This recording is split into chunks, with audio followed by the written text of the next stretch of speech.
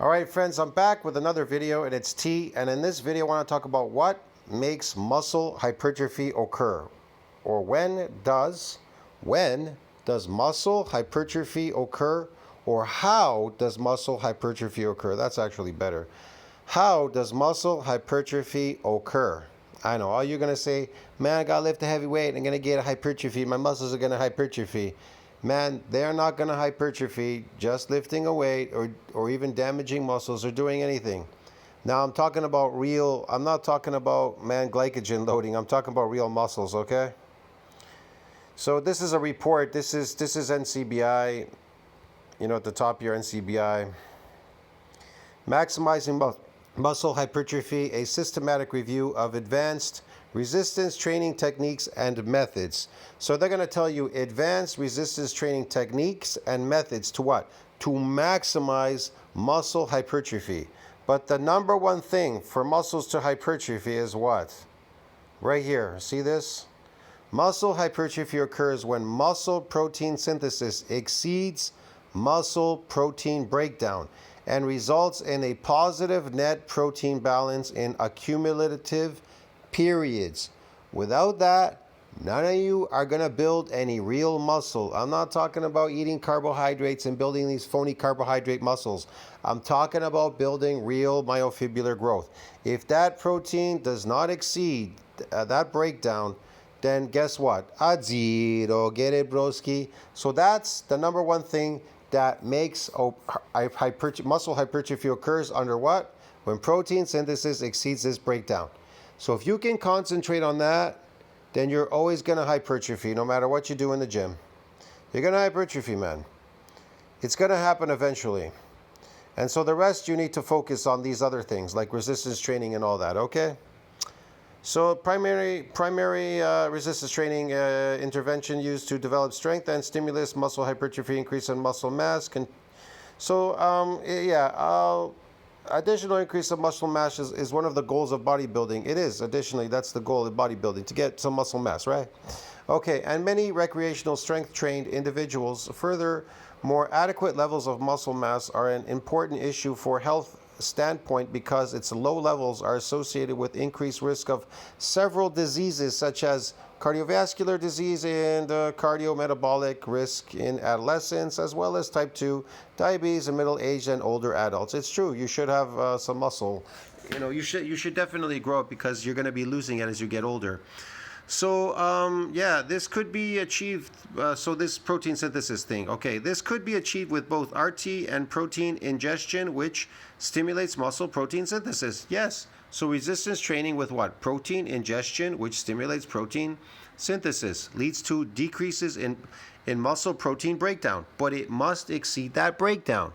See what I mean? It must exceed it. If it doesn't exceed it, nothing's going to go on there in any real mass or any muscle. And in a damaged state, man, there's going to be more apoptosis.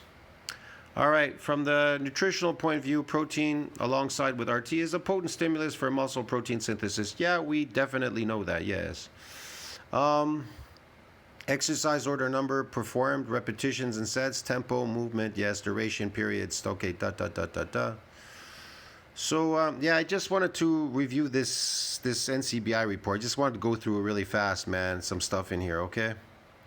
Moreover, reacting to violation fatigue all times is necessary to make significant gains in hypertrophy, okay, especially when training with high loads. They talked about sarcoplasmic hypertrophy up there. They'll talk about it again down here somewhere. So yeah, RT is definitely very important. I would say definitely important.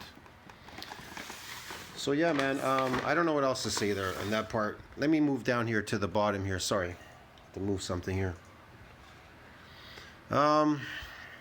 Literature research. Okay, strength training, resistance training, hypertrophy training, or muscle and or time under tension, or movement velocity, or eccentric overload, or accentuated eccentric, or blood flow restriction, or blood flow restricted, or occlusion, or cluster set, or superset, agonist, or pre-exhaustion, or drop set, or sarcoplasma, or advanced training techniques, or cross-sectional area, or eccentric duration. There you go. There's so many things that are involved that you can get in hypertrophy. These are some of them that happen within this hypertrophy.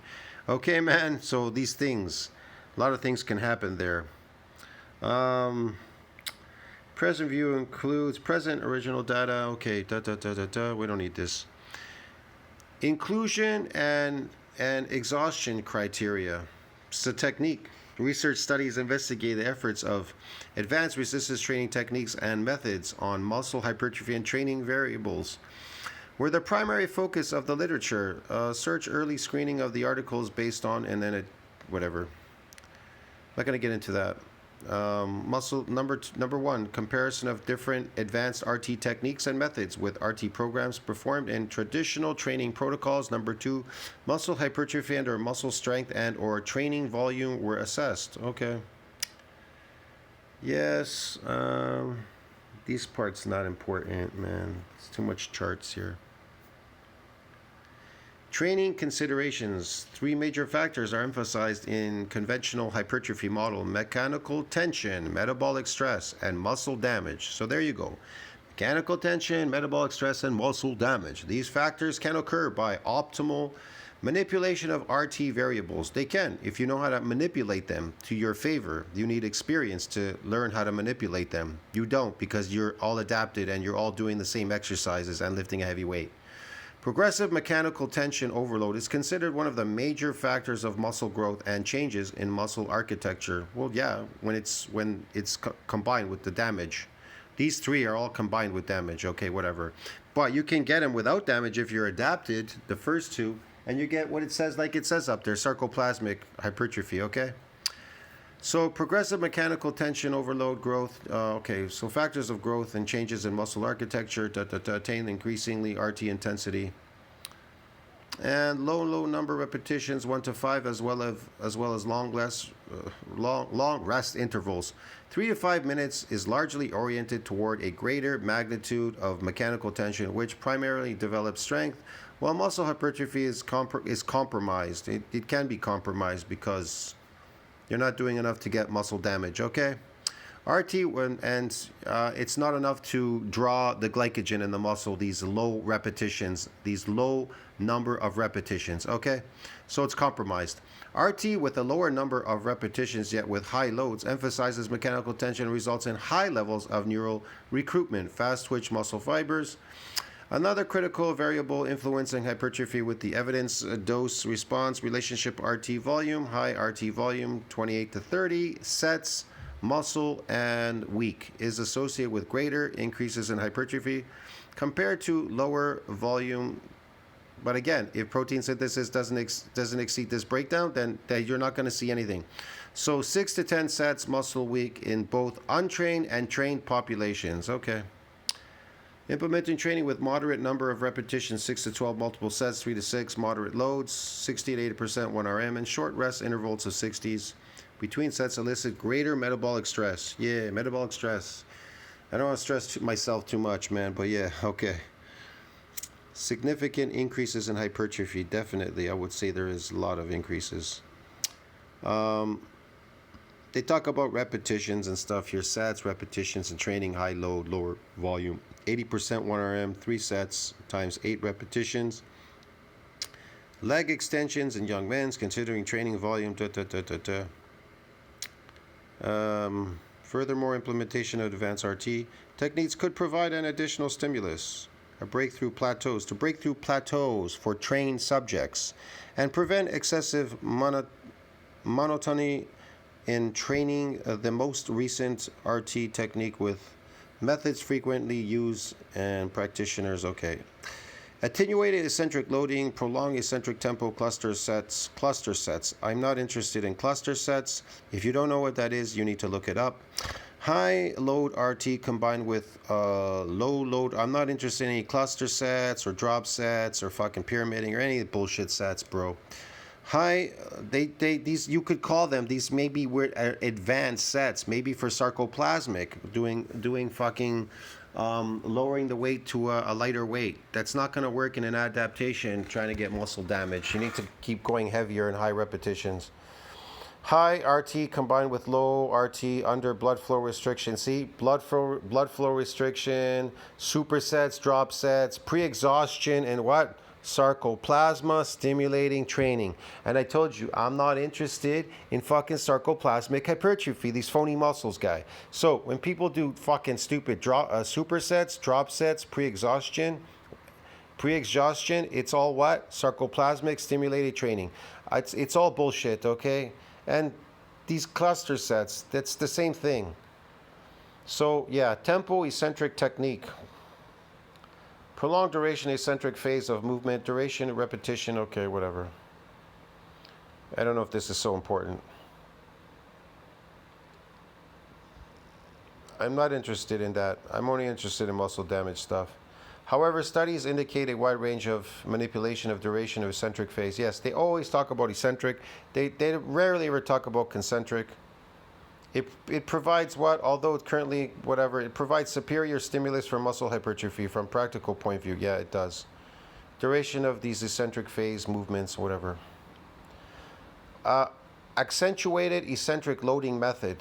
This is another training method, okay? This is a training method, another useful method that can be used during RT based on eccentric contractions, includes accentuated eccentric loading, AEL. And if you don't know what that is, you should look it up. This training strategy is based on the muscle's ability to generate greater force during maximal eccentric 20 to 60%.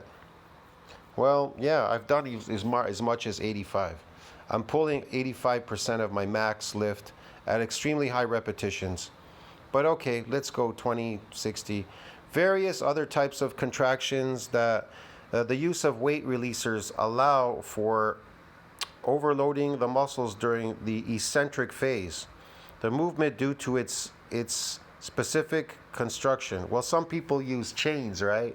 Or bands and chains, but that doesn't really work because you're offloading it. You should, if you were to load more on the eccentric going down as opposed to going up, you'll get stronger. This is how it works, okay? So on the force production, on the concentric movement, it's going to be really difficult. It's always difficult. Concentric's difficult to push against gravity. But it's going to be a lot easier moving the weight downward in a down position. So you could always go heavier in a down position. That will get you more muscle damage in the muscle. How do you accomplish that? Well, I can't really tell you, man. It's gonna be mostly, if it's bench press, then you pull the bar off the hooks, and then I don't know. You have some spotters watching you, going super heavy on the downforce. You might be able to go heavier. Look, I don't know. With restricted form, you could go heavier on the downforce than you could on your upforce. That's something you need to figure out on your own. It's complicated, okay? Induced muscle. Okay, so the use of high loads during the eccentric phase of movement is associated with significant exercise-induced muscle damage. Yes, that's what I was just talking about. And mechanical tension, yes, which have been associated with hypertrophic response. So that's what they're doing there, okay? RT protocols did not promote, furthermore, to muscle damage still induce similar muscle hypertrophy in comparison with those protocols that promoted initial muscle damage. Yeah, it's usually muscle damage happens to untrained muscles, unaccustomed, and unfamiliar forms. That's the basis of muscle damage. Sarcoplasmic is not based on that. It can happen with any of these variables, okay? Because it's phony muscle growth. It's based on ATP. So while training with eccentric contractions led by the addition of sarcomeres in series, increased fascicle length and a small increase in the pennation angle. So fascicle length, so it gets longer, the muscles get longer because there's a repair and a remodeling. And you get an addition of these sarcomeres in series, okay? Parallel in series, yada yada. Depends on how much damage was accumulated. I can't tell you for sure. Furthermore, due to the greater mechanical tension, it could provide additional hypertrophic stimulus, although it must be noted that the main disadvantage of this technique is the necessity of weight releasers, or the presence of experienced spotters during training. That's why I try to tell you, you need experienced spotters during training so you can focus on the eccentric movement, okay? I don't know. It's you don't want to injure yourself, okay? Requires eccentric load to reload after every repetition, thus is responsible that the repetition reset may excessively extend the time of particular repetitions and the whole training session. Yeah, it can take a lot longer. It's for sure. There are machines where you can, for the bench press for your chest, you can literally push the whole stack forward, and then it's going to be really heavy, and then you allow the eccentric movement all the way back. You let it go back by itself as opposed to pushing it forward. Do not push it forward. Let your feet push it forward, and then you just do the eccentrics on it. So lucky they have they do have these machines that you can actually eke out a lot of eccentric movements on them, which is a good thing. Yeah, I don't know. So here's another one. I don't like this, man. Blood flow restriction, load resistance under blood flow. I don't like any of that. It's all bullshit. High volumes or whatever. I'm not going to go into blood flow, man. I'm not interested in these blood flow bullshit. You could read this for yourself if you're interested in it. I'm just reviewing this so people could take a look at it. Cluster sets technique. Another RT technique that partly allows for the balance of both mechanical tension and metabolic stress consists of cluster sets. In a traditional scheme of sets, repetitions, and chosen group of exercises are performed consequently with long interset rest intervals are followed by another set of repetitions. I'm not interested in cluster sets, man, but if you are, you can try this on your own, okay? I already know what I'm trying to get in my exercise regime. I will know if I'm doing a sarcoplasmic training or if I'm doing myofibrillar training. I already know what I'm training for, but you can do a combination of both. You can be eating carbohydrates and getting this sarcoplasmic, and you can be getting myofibrillar because you really focus more on the myofibrillar. But because of the sets and repetitions, you will be drawing this glycogen into the muscle while you're damaging the muscle fibers. So that can have a benefit, definitely. The pumps are usually out of this world when you're resensitizing in a full body workout coming back to the gym. The pumps are like massive after a repair and a remodeling, after the 7 days, and you come back and do full body workouts resensitizing. That's totally different, okay? Yeah, the bro splits, you still got to take time off to repair and remodel bro splits. That's why it never works for anybody. I don't know. But whatever. It's complicated. It's difficult. I don't know who's going to do it. Some people will do it. Some people don't want to do it. I don't know. Nevertheless, implementation of intersets intervals allows for a greater RT volume to be achieved for a particular extreme load when compared with traditional scheme of sets. Yes, in trained and untrained men, possibly providing an additional stimulus for the muscle hypertrophy. There's a stimulus for muscle hypertrophy, opening a window. You're really concerned about opening a window for protein synthesis? Okay, if you are just interested in that and not muscle damage, well, okay, good luck with that, because it can only go so far. However, it should be noted that cluster sets induce less metabolic stress. They do. That's why I'm not interested in them. But greater emphasis is placed on mechanical stress due to the use of higher training intensities or effort in comparison traditional sets. Yes, that does that. So, useful strategy to carry out high volume sessions of high loads while keeping the time efficiency of training volume time. Furthermore, cluster sets may serve as an alternative traditional sets for promoting muscle hypertrophy over time duration parallel. Like I said, not interested in cluster sets, bro, but whatever. Exercise-induced muscle growth. Yes, maybe it will, maybe it won't. If protein synthesis doesn't exceed this breakout, then it's not going to induce fuck all, man. So, supersets and pre-exhaustion technique. Oh, this is really shit, man. This is more sarcoplasmic training. So, supersets and pre-exhaustion during RT can be defined as a pair of different exercises sets performed without rest. They can. They're sets performed without rest. But you got supersets, right, without rest, and drop sets. I'm so not interested in this, man. But anyways, just regardless, I'm not interested in any of that bullshit. So antagonist muscles, antagonist muscles, the alternating upper and lower body muscle groups. Yes, yes, consecutively following by a recovery period. Definitely. I would have to agree with that. So, consequently followed by recovery period, pre-exhaustion involves performing a single joint before a multi-joint exercise for the same muscle group. Dumbbell fly before the bench press. Yeah, you guys already know what these are, supersets, man. And drop sets. I'm not interested in this. It doesn't do anything. It's not for muscle damage. It's great for sarcoplasmic bullshit, whatever training. Yeah, I'm not interested in that.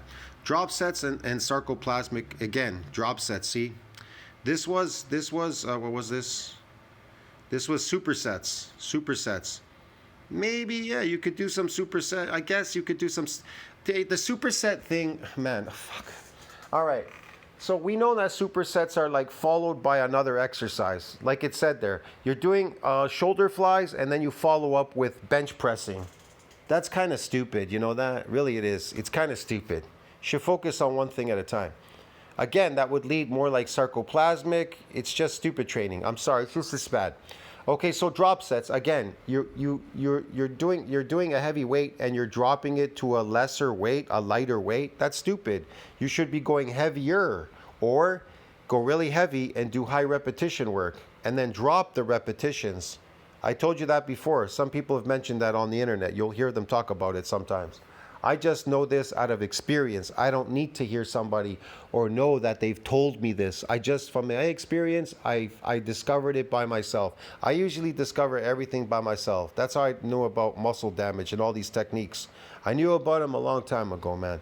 So drop sets and sarcoplasmic stimulating training technique. So when you see people doing drop sets in the gym, what are they stimulating? Sarcoplasmic hypertrophy, yes. It is never going to damage any muscles. It'll fatigue you and it'll stimulate sarcoplasmic, which is artificial muscle growth. Okay, dude? You don't want that. Similar to drop sets, sarcoplasmic stimulating training consists of sets of exercise performed of 70 to 80 1RM a volitional fatigue, and then repeating this protocol twice more with 20 sets rest intervals in between. The next set is to reduce the external load by 20% and perform an additional set with 4010 tempo following with 20 rest intervals. 20% of the external load is reduced again and a set with 4010 tempo is completed to volitional fatigue. See, there you go. You're fatiguing muscles, so what are you doing? You're going to get more sarcoplasmic. I'm so not interested in this, bro. Whatever. If you're interested in it, you could read this section. Limitations. The present review has several limitations that should be addressed. The majority of included studies did not control nutritional intake, which can affect the magnitude of muscle adaptation. So this is probably the most important thing, and I've emphasized this numerous times on my channel, bro. I'm going to emphasize it one more time. The limitations of hypertrophy. The present review has several limitations that should be addressed. And what are they? The majority of included studies did not control nutritional intake, which can affect the magnitude of muscle adaptations. It can affect it. Okay, another limitation relates to studies that examine the influence of advanced methods and techniques on training variables, but did not analyze hypertrophic responses and/or strength improvements, which would be the basis for explaining their efficiency. In addition, only one study directly compared the responses between trained and untrained participants. So it was a huge study. I don't know. Conclusions. Considering the aforementioned studies, effective hypertrophy training oriented training should compromise a combination of mechanical tension and metabolic stress. It always does, man. This is stupid shit. In summary, foundations for individuals seeking to maximize muscle growth should be hypertrophy oriented resistance training consisting of multiple sets of 3 to 6 of 6 to 12 repetitions. Yeah, I would say 6 to 12 repetitions or 5 times 12. Okay, with short rest intervals, 60s and moderate intensity of effort, 60 to 80% 1 RM, and I usually do 60 to 80, and it wouldn't be 1 RM, it'll be like really high repetition with subsequent increases in training volume. So their training volume would be the sets as opposed to reps would be 12 to 28. So 12 sets muscle, okay, sets muscle per week, 12 to 28. Well, that's quite a bit, yeah, I guess. I don't know. I guess, yeah, I guess these are the repetition range. I can't really say. They didn't say 12 to 28. And it could be 12 sets. I can't really say. Maybe 28 sets. So between 12, 28, what? Sets or reps? Sets. It's sets. Moreover, trained athletes may consider integrating advanced resistance training techniques and methods to provide additional stimulus to break through plateaus. Yeah, you want to know how to break through plateaus? Protein synthesis exceeds that breakdown, and you're going to bust through any of those plateaus. And any of these things that you do will get you what you want in muscle hypertrophy, but they'll all, how they get you there are all different. They don't get you there all the same way, okay? So evidence suggests that some beneficial effects of selected RT techniques, especially in the case of training volume, time efficiency, intensity, effort. Furthermore, the most techniques and methods did not show a superior hypertrophic response compared to the traditional approach. Well, I like traditional, I don't care. It may serve as an alternative to prevent monotony, or it could improve readiness monotony. See, people, they're adapted. They're doing the same stuff and it's boring. So they're trying to give you something here to do something different in you, and maybe you can eke out some new adaptations, okay? To maintain high time efficiency in training when time limitations exist, the use of agonist, antagonist, upper lower body supersets, drop sets, SST and cluster sets. This, oh man, the SST is the fucking sarcoplasmic hypertrophy training or whatever, and cluster sets may provide an advantage to the traditional approach. Well, I prefer traditional and more different stuff. Furthermore, the employment of fast but controlled tempo, yeah, okay, supplementation of high RT resistance training with low resistance training under BFR may allow for time efficiency of training, prevent excessive long training sessions. Yeah, I mean, sometimes you just can't avoid it. In muscle damage, you just can't avoid long training sessions. If it's a full upper body, full lower, you can't avoid it. But if it's split, maybe it'll happen a lot faster. I always try to focus on really heavy on the first repetition is really high. The first set should be very high on the first set of any set for even bro splits. I think you should do the first one. If you could do that, do it really high and then just keep lowering it if you can't do them anymore. Most damage happens on the first set, okay? Before repeatable effect kicks in. It even kicks in during the session. So time, techniques, and increased metabolic stress, efficiency, effort, whatever techniques. Furthermore, resistance in training and diet is essential. Yes, persistence in training and diet is definitely essential. Diet is more essential. Recently, research has shown that muscle hypertrophy that occurs in initial stages of RT, the initial stages, I guess maybe this was untrained people, RT, so 4 sessions is mostly attributed to muscle, what? Damage. So the first 4 sessions when you come into the gym and you're untrained is mostly attributed to muscle damage, induced cell swelling, with the majority of strength gains resulting from neural adaptations. 8 to 12 sessions within the latter phase of RT, 6 to 10 weeks, muscle growth begins to become the dominant factor. It does, it becomes the dominant factor. And then this muscle damage drops off because repeatable effect, and you're adapted to your exercises. Unless you do something different, you're unfamiliar with or unaccustomed or untrained doing these movements. So I guess that's it. So there you go. So the initial stages of hypertrophy of RT, 4 sessions, just 4 sessions, is mostly attributed to what? Muscle damage induced cell swelling, muscle damage. Induced cell swelling with the majority of strength gains resulting from neural adaptations. There you go. Neural adaptations, yes, man. And then you don't get any more of this muscle damage, and then you're not getting damage. It's associated with DOMS. I told you that before. The damage is associated with DOMS, friend. So here we go.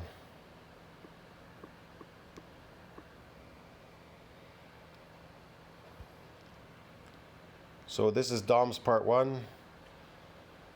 It's a type of ultrastructural muscle injury. And when you go down here, it tells you, hold on a second. Although the exact physiological pathway remains unknown, the primary mechanism is currently considered to be the ultrastructural damage of muscle cells due to what? Unfamiliar sporting activities or eccentric exercise, which leads to further protein degradation and apoptosis and local inflammatory response. So, yeah, protein synthesis needs to exceed that breakdown. Now, the development of clinical symptoms is typically delayed peak soreness at 48 to 72 hours post exercise. But, however, even though after 72 hours, this delayed pain goes away, you're still in a repair and a remodeling mode to the end of the week. You can't just go in and exercise. It won't damage with a repeated bout. So, as a result, the complex sequences of local and systematic physiological responses, the following narrative review was conducted to present an overview of the current findings regarding the damaging mechanisms as well as the pathophysiology of DOMS and its diagnosis, whatever, evaluation. But here's the thing. Clinical signs include reduced force capacities, increased painful restriction of movement, stiffness, swelling, and dysfunction of adjacent joints when you get this DOMS, this injury. Although DOMS is considered a mild type of injury, it's a mild type of injury because it's based on micro injuries. Get it, bro? So it is one of the most common reasons for compromised supportive performance in past few decades. It is, okay? So I explained it there. It's enough of that.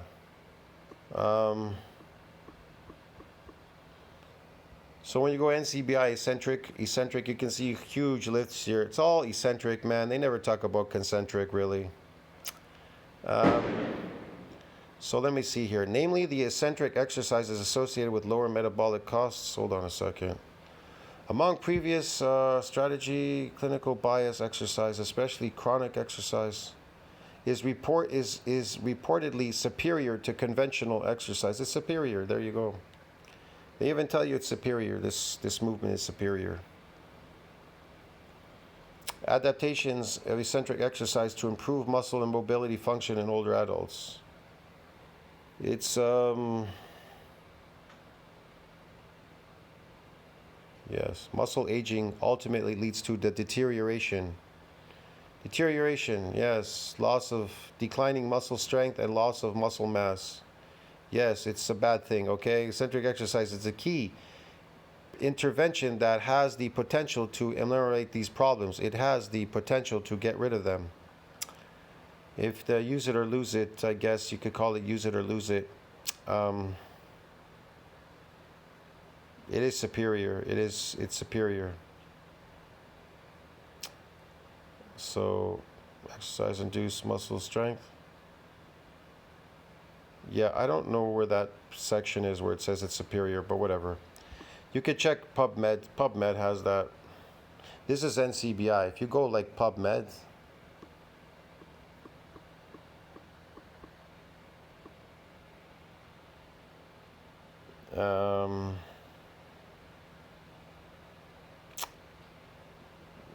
yeah, hold on a second. I don't know if I can find it here.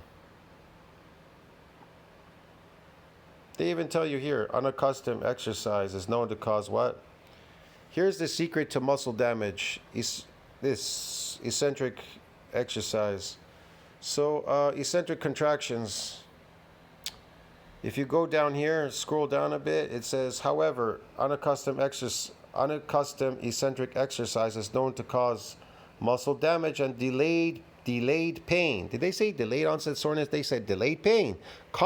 It's commonly defined as delayed onset muscle soreness, DOMS. Yes, yes. You understand me, man? You get it, bro? You get it? Yeah, if you get this damage and it's associated with unaccustomed, untrained, unfamiliar forms, get this damage and it's superior. Yeah.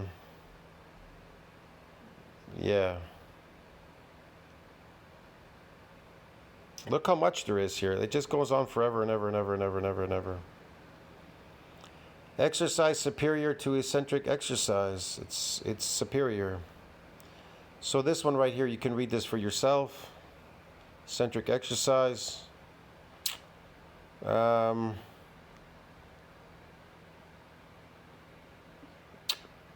on a second. Let me see if I can find it.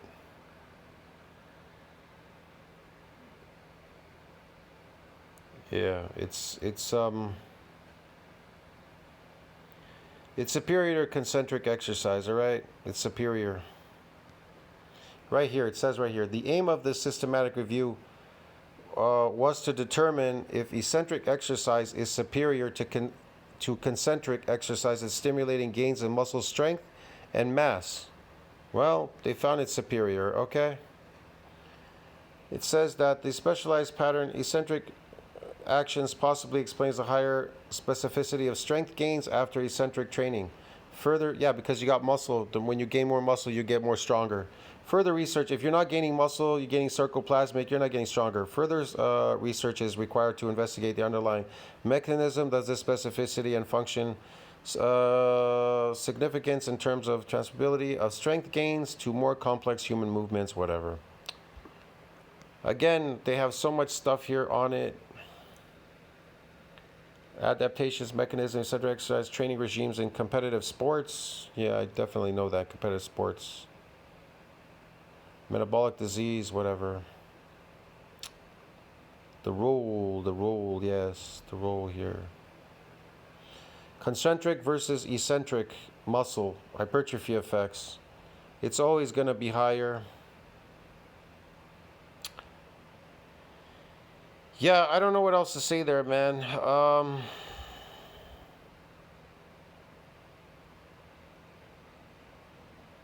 You could say unfamiliar forms get this. Stretch shortening cycles. Maybe I'll go back to this one. I don't know where I was. No. Eccentric training half volume. Neural mechanisms, eccentric contractions. Yeah. In sports, they do it in sports. Greater clarity.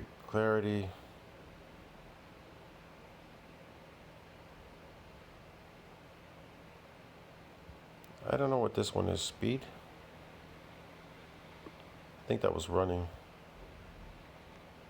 This one's a good one too. Jumping and sprinting. Strength shortening cycles, which is important to disciplines like sprinting, jumping, throwing, and running. Muscles activated during a lengthening movements can also function as shock absorbers to decelerate during landing tasks or to precisely deal with the high external loading in sports like alpine skiing, or a few studies are available. Trained subjects reveal, and also downhill running and stuff like that.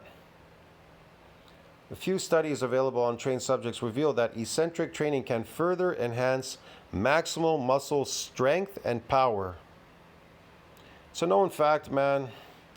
Isotonic exercises, accentuated jumping exercises, eccentric overloading exercises, and eccentric cycle aerogeometry, we conclude the eccentric exercise offers a promising training modality to enhance performance and to prevent injuries in athletes. However, further research is necessary to better understand the neuromuscular systems adapts to eccentric loads in athletes.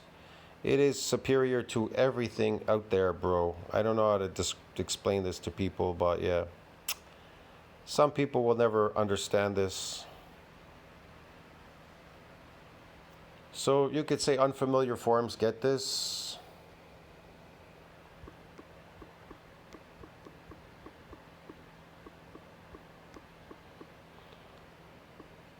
Unfamiliar forms of eccentric exercise. Tells you unfamiliar, unaccustomed, and untrained muscles. Micro-injury, induced micro-injuries.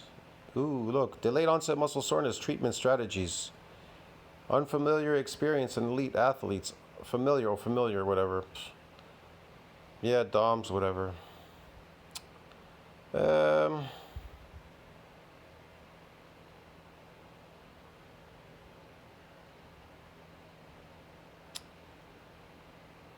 Effective form of therapeutic. It's also effective for therapeutic stuff, whatever. Example of downhill running. They even talk about downhill running in this, right? Induced muscle damage can be avoided. Can it be avoided? Well, they talk about downhill running, a bunch of stuff here. Repeated bout effect, whatever. Anyways, okay, man. I'm delaying now. I'm gonna get going, man. Tell me what you think about that. Like, subscribe, support the channel. I'll see you in the next one. I don't know what else to bring up there, man. I can bring up so much more reports, but this is crazy, man. Okay. So yeah, and it depends on muscle damage, how much damage you're getting. If you could get a minimal amount of damage, nothing's gonna happen. You get some damage, you get a repair and remodeling. The more damage you get a repair and remodeling, and you get length, you get size, and you get number and muscle fibers. Okay. So you can get muscle fibers longer, you can get more muscle fibers, and they can get bigger. But if protein synthesis doesn't exceed this breakdown, you're gonna get jack shit, bro. I'll see you in the next one, friends. Tell me what you think about that. Like, subscribe, support the channel. Ciao, my friends. Good night.